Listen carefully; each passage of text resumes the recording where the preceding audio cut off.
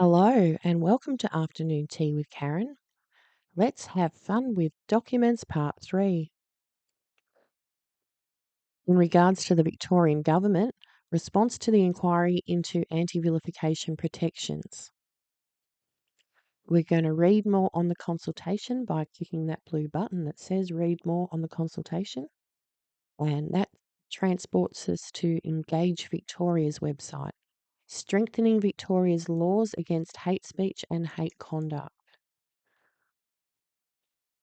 We asked Victorians to have their say on proposed changes to the law to strengthen protections against hate speech or conduct. We faced consultations between July and October 23, so communities had time to meaningfully contribute. We invited people to make written submissions or complete surveys in response to 3 consultation papers. I've done 2 previous videos on stage 1, protecting more Victorians from vilification, and stage 2, criminal anti-vilification protections, and now I'm going to look into stage 3, civil anti-vilification protections. Strengthening civil anti-vilification protections for all Victorians from the Department of Justice and Community Safety and the Victorian State Government. Table of contents. Changing the legal test for providing incitement-based vilification. Proposed Reform 1. Restricting what people say or do based on the harm they cause. Proposed Reform 2. Clarifying that vilification is a public act. Proposed Reform 3. Changing the civil exceptions. Proposed Reform 4. Allowing the Victorian Equal Opportunity and Human Rights Commission to help people to identify who vilified them. Proposed Reform 5. Changing how representative organisations can make complaints to the Victorian Equal Opportunity and Human Rights Commission. Proposed Reform 6. Moving anti-vilification laws to the Equal Opportunity Act. Proposed Reform 7. And expanding the Victorian Equal Opportunity and Human Rights Commission's powers. Proposed Reform 8. As it's 32 pages long, and the introduction's the same as the other 2 papers, let's scoot ahead and just focus on the proposals. So there'll be a bit of pause and read you'll have to do for yourself. So, changing the legal test for proving incitement-based vilification. Proposed Reform 1. The inquiry recommended changing the current legal test to clarify that people need to prove that conduct is likely to incite hate speech or conduct, whether or not it can be proven that conduct actually had that effect. It is proposed to change the legal test for proving incitement-based vilification from conduct that excites to conduct that is likely to incite. This would clarify that people only need to show that a person's speech or behaviour is likely to incite hatred or other specified emotions from a third party, not that it actually incited those emotions.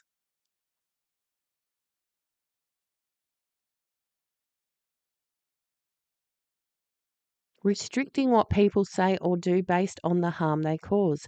Proposed Reform 2.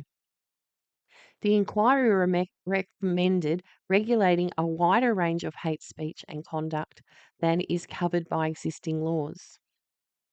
To do this, it recommended introducing a new civil harm-based protection to restrict conduct that is a reasonable person would consider hateful, seriously contemptuous, or reviling or seriously ridiculing of a person or group. This is known as harm-based vilification. This would expand the current definition of vilification and would ban things people say or do that would be harmful from the perspective of a targeted group. It is proposed that the new harm-based vilification protection be introduced to restrict people from saying or doing things that would cause harm to others as recommended by the inquiry. Under the new harm-based protections, people would need to show that the conduct they experienced was hateful, seriously contemptuous, reviling, or seriously ridiculing of them or their group, said or done because of their protected attributes. For example, because of their religion, gender identity, disability, or race. This would mean that public expressions of hatred could be considered vilification, as encouragement of a third party would not be required. This protection against harm based vilification would make it against the law for a person to say or do things in public that are hateful, seriously contemptuous, reviling, or severely ridiculing of a person or that group. Such conduct could result in a complaint to the Victorian Equal Opportunity and Human Rights Commission, or VCAT. Examples of harm based vilification could include saying hateful things about gender ideology at a public gathering.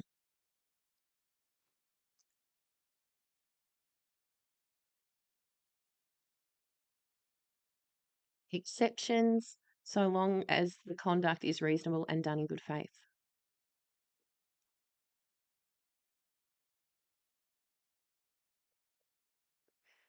Exceptions for people with tattoos of hateful words or symbols. They're not going to make you get it lasered off because it would significantly limit a person's right to privacy and bodily integrity.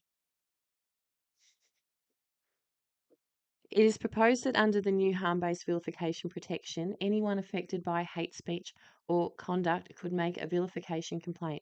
This includes the person against whom the conduct is specifically directed, and people in the protected group that it was targeted. This would ensure anyone who is harmed by the conduct could bring a complaint to the Victorian Equal Opportunity and Human Rights Commission for dispute resolution, including conciliation, and or apply to VCAT for a hearing.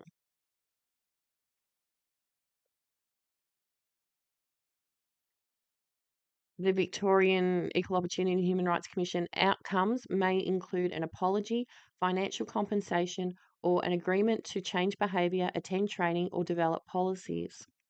The inquiry emphasised the importance of addressing the complex and underlying causes of hate speech and conduct to better prevent vilification. Therefore, it might be appropriate to clarify that people can seek outcomes of from the Victorian Equal Opportunity and Human Rights Commission, or VCAT, aimed at addressing broader systemic issues. For example, by requiring an organisation provides training for staff on appropriate behaviours.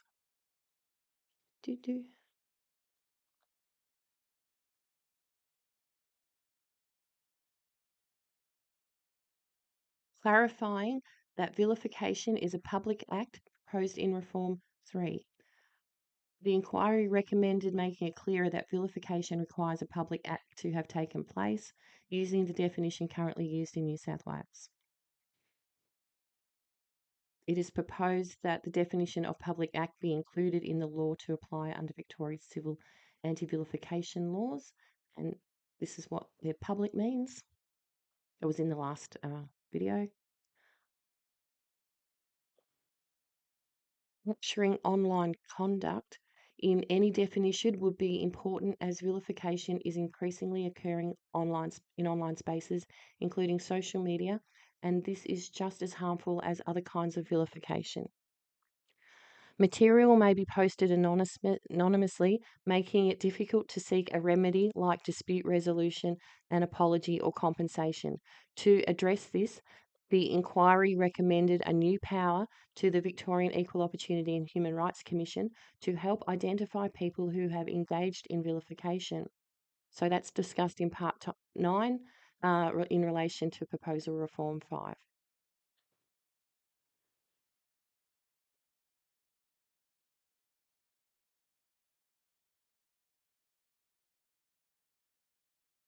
Changing the civil exceptions, Proposed Reform 4. The inquiry recommended that government explore narrowing the religious purpose for exceptions. It also recommended that the word genuine be added to the public interest exception for consistency with other exceptions. The inquiry suggested that the religious purpose exception could capture the following forms of religious expression: worship, observance, practice, and teaching.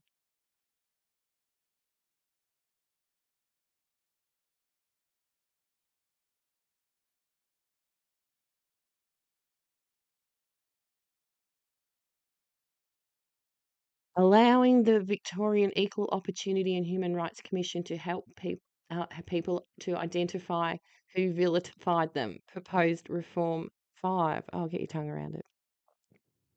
Overview of recommendations. To make the complaints process more accessible, the inquiry recommended providing the Victorian Equal Opportunity and Human Rights Commissions with powers to assist a complainant identify the person who may have vilified them.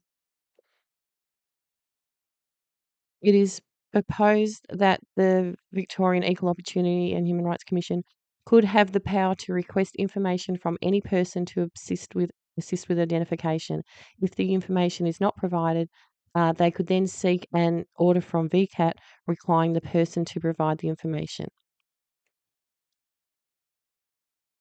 For example, if the alleged conduct occurred on Facebook, the Victorian Equal Opportunity and Human Rights Commission would be able to request the platform provide information on the identity of someone that has posted the vilifying comment. If this information was subsequently not provided by Facebook, the Victorian Equal Opportunity and Human Rights Commission could seek an order under VCAT to require it. Reform 6, changing how representative organisations can make complaints to the Victorian Equal Opportunity and Human Rights Commission. The inquiry identified that some people who have experienced hate speech and conduct are concerned about the consequence of being named and as a result may not be willing for representative organisations to make complaints on their behalf. The inquiry recommended allowing a representative organisation to make a complaint to the Victorian Equal Opportunity and Human Rights Commission, but not VCAT, without naming the person they are representing.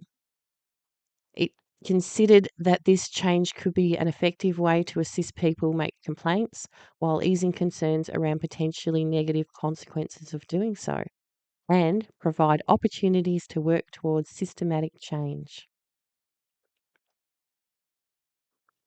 Some challenges. Moving anti-vilification laws to the Equal Opportunity Act. Proposed Reform 7.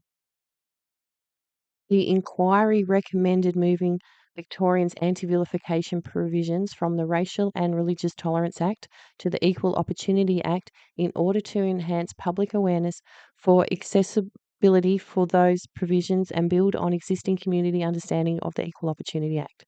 The inquiry also recommended reviewing the operation and effectiveness of the Victorian anti-vilification laws in 5 years. So streamlining Victoria's equal quality laws in a single act. Yep. At the time, where are we up to? Proposed Reform 8, expanding the Victorian Equal Opportunity and Human Rights Commission's powers. The inquiry recommended extending their powers to address systematic vilification in the community, bringing its powers in line with its discrimination and sexual harassment functions. This would include powers to commence investigations for vilification matters.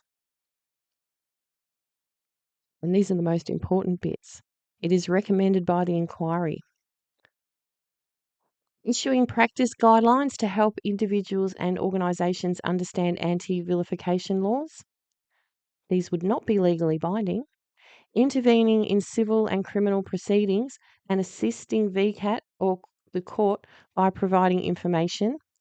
Conducting voluntary reviews of organisations' programs and practices. Providing advice to organisations on preparing a voluntary action plan. Conducting research. So there's going to be an action plan out of all this. Providing them with investigative powers. The inquiry recommended giving the Victorian Equal Opportunity and Human Rights Commission the powers to investigate serious and systematic examples of vilification. Pause and read. Questions that they used in the consultation. And the little end bit that they have on them all about who they are. And just on 15 minutes. There you go. That'll do. See you later. Bye.